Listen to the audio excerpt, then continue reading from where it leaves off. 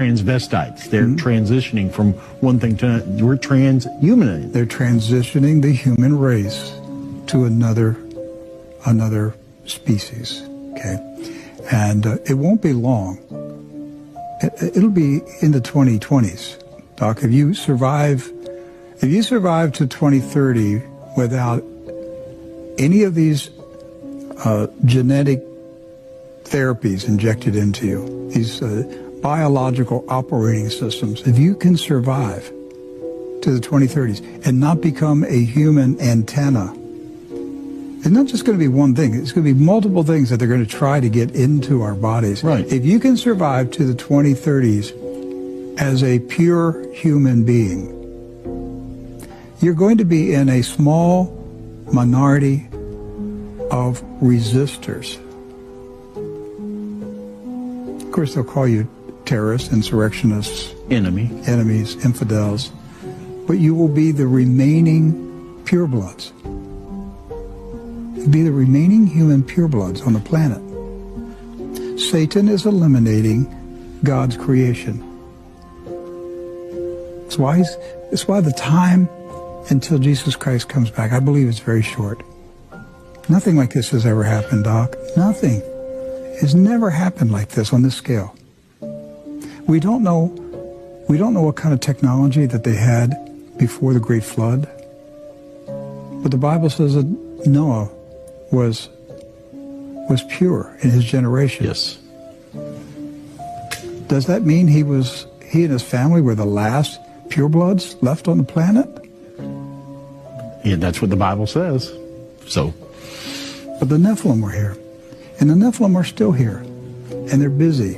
And they're directing these scientists and engineers. And they are now transitioning the human race into another species, which is being merged with technology.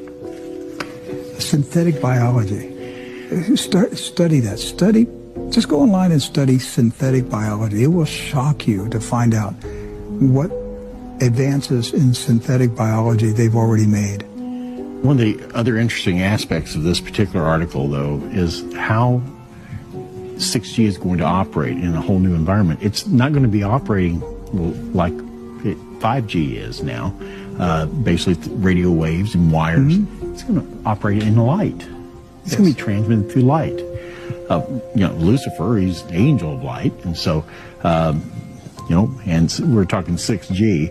I just think it's interesting that, even in our own studio here, LED lights, they're pervasive. Every light you own nowadays is an LED light. And I didn't know that it turns on and off 1,000,000 times a second, but they can now use light to transfer information.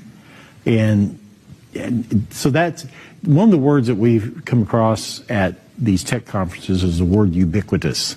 In other words, it's everywhere you look. What's more ubiquitous than light? Satan wants to be able to say he is the light of the world. Doc, that's what it comes down to. Right. He duplicates through technology everything that God is through his being.